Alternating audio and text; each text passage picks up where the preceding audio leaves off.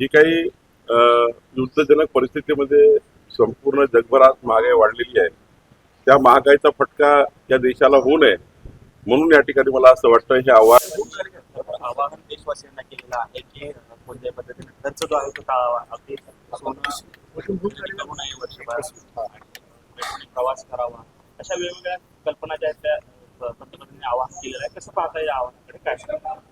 मला असं वाटतं की माननीय पंतप्रधान नरेंद्र मोदींचं आव्हान स्वदेशीकडे झुकावाचं आहे. पेट्रोल डिझेल विदेशात आयात करावं लागतं, गॅस विदेशात आयात करावी लागतं, सोनं सुद्धा कधी कधी विदेशात येतं आणि त्यामुळे देशातला पैसा हा विदेशात जाऊ नये आणि जी काही युद्धजनक परिस्थितीमध्ये संपूर्ण जगभरात महागाई वाढलेली आहे, त्या महागाईचा फटका या देशाला होऊ नये म्हणून या ठिकाणी मला असं वाटतं हे आव्हान आहे. हे आव्हान सकारात्मक घेऊन जनतेने स्वदेशी वस्तूचा वापर करणे हाच या ठिकाणी महत्वाचा निर्णय घ्यावा असं मला वाटतं. खरं तर मुख्यमंत्र्यांना संभाजीनगरच्या एका निवडणुका होत्या त्या 5 राज्यांच्या निवडणुकामध्ये इंधनावरती असेल 92 खर्च केला, असं म्हणजे तरुण लागले आणि देवपूजन लागले असं याचा अर्थ असं वेगळी खर्च पंतप्रधान रोहिणी खडसे काय बोलले त्यावर उत्तर आमचे प्रवक्ते येतील. सर, संभाजीनगरच्या एका शेतकऱ्याने मुख्यमंत्र्यांना ₹1 आणि एक कांदा जो आहे तो पाठवलेला आहे. खरं तर कांद्याची प्रश्न जो आहे तो बिकट आहे, शेतकरी चिंतेत आहे, अडचणीत आहे. मी तेच सांगितलं की युद्धजन्य परिस्थितीमुळे जो कांदा बांगलादेश किंवा इतर देशात जायचा त्यावर मोठ्या प्रमाणावर आता बंधनं आलेत आणि त्यामुळं आपल्या देशातला कांदा हा थोडा त्या ठिकाणी घरी पडलेला आहे, त्यामुळं अत्यंत वाईट परिस्थिती आहे. पण सरकार या शेतकऱ्याबद्दल काही काळजी घेण्याचा विचार करत आहे. आमचे मुख्यमंत्री याबद्दल सकारात्मक चर्चा करते आहे. निश्चितपणे याच्यामध्ये आमचे प्रधानमंत्र्यांचं लक्ष आहे, माझं लक्ष आहे, मुख्यमंत्र्यांचं लक्ष आहे.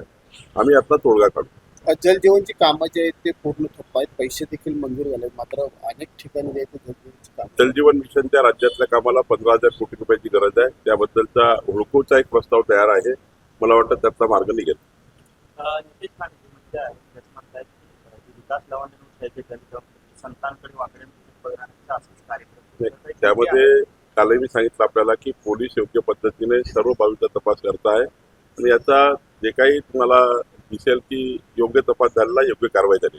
सर, ओबीसी प्रवर्गाची 27 जाती अशा आहेत ज्यांचं केवळ कॉमर्स नावाचं स्पेलिंग मिस्टेक अशा कारणांवर केंद्रीय सेक्टरल ओबीसीच्या जाती समावेश होऊ शकला नाही. त्याच्याबद्दल मी फॉलोअप करणार आहे. कालच ती माहिती मला कळलेली आहे.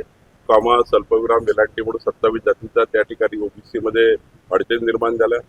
राज्यामध्ये 18 प्रगत जाती 12 मुर्तेदार समाज याला मजबूत करणे राज्य सरकारची जबाबदारी आहे.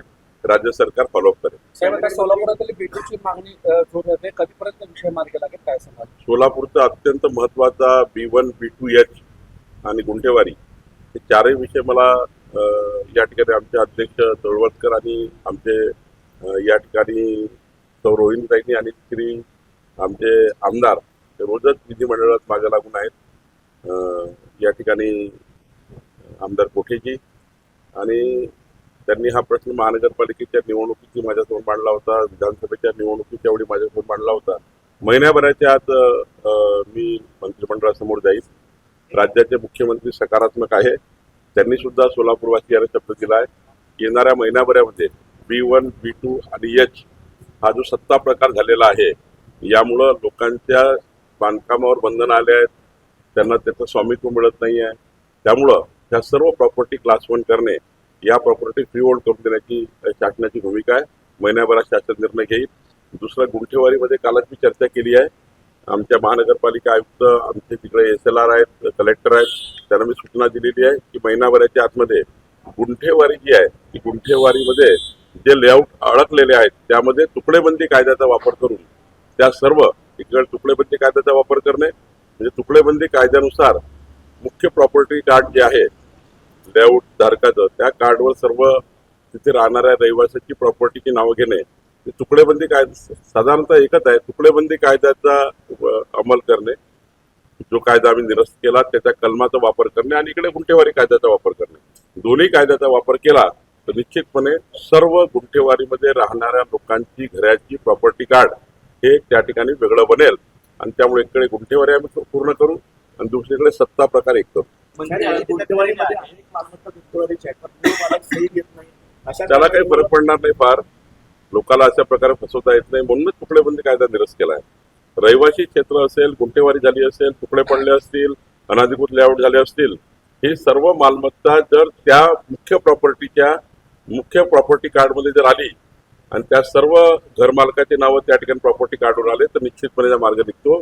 नागपूरमध्ये आम्ही 1.5 लाख घरांना असा निर्णय घेतलेला आहे. सोलापूरमध्ये हा निर्णय आम्ही घेऊ. देवस्थानाच्या ज्या जमिनी आहेत त्या कसणाऱ्यांनाच मिळतील, गावठांमध्ये जे कसणारे आहेत त्यांना त्या मोफत मिळतील अशा पद्धतीचा राज्य सरकारचा निर्णय. गल्लत आहे तुमची, असा निर्णय नाही आहे. परवा आम्ही महसूलच्या वेबसाईटवर कायदा अपलोड केलेला आहे. माझी राज्याच्या सर्व जनतेला आपल्या माध्यमातून विनंती आहे, त्या कायद्याचं प्रारूप आलेलं आहे. आपल्या सर्वांना त्यावर हरकती सूचना देण्याचे अधिकार आहेत.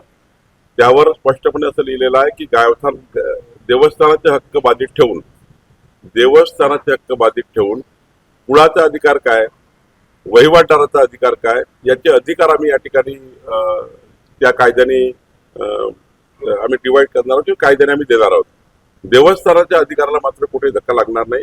पण हे करत असताना वहिवाटदार आणि कुळं याचे रक्षण करण्याचा विचार सरकार करत आहे. मंत्री आदित्य तटकरे यांचे खासगी सचिव आहेत राजेश गायकवाड, त्यांच्या विरोधात अशी तक्रार दिली राजपत्रित संघटनेने की हे आम्हाला ब्लॅकमेल करतात, अधिकाऱ्यांवर दबाव आणतात, आर्थिक व्यवहार करतात. माननीय मंत्री तटकरेजी याचा त्या ठिकाणी चौकशी करतील. रोहित पवार हे जे आहे अशोकनाथ प्रकरणात असं सांगतात की एक मोठं रॅकेट काम करत आहे नावं वगळण्यासाठी. मोठे मासे आहेत हे काळा अध्याय आहे महाराष्ट्र राज्यातला. कशाबद्दल नाव? अशोकनाथ प्रकरणात जे आहे मोठमोठे लोकांची नावं आहेत, ती नावं वगळण्यासाठी एक मोठं आर्थिक रॅकेट काम करत आहे. देवेंद्रजी फडणवीसचं सरकार, आमचं सरकार कुठेही टाचणीभरही चूक होऊ देणार नाही. आमची SIT अत्यंत चांगल्या पद्धतीने काम करत आहे. देवेंद्रजीचं रोज लक्ष या विषयावर आहे. कोणी गडबड करू शकणार नाही. इतके खबरदारी माननीय मुख्यमंत्र्यांनी घेतली आहे. सर एक